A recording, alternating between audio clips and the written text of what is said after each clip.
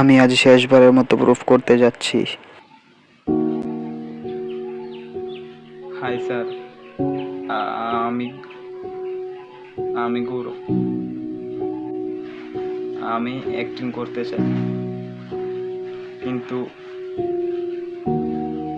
অনেক দিন ধরে চেষ্টা করেছি, কিন্তু কোথাও চান্স পাইনি।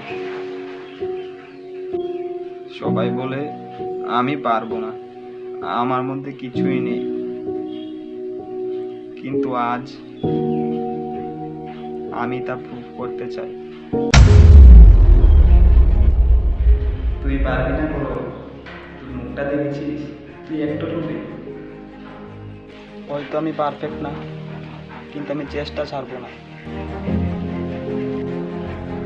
কারণ এই অডিশন কাউকে ইমপ্রেস করার জন্য নয়, নিজেকে ইমপ্রুভ করার জন্য।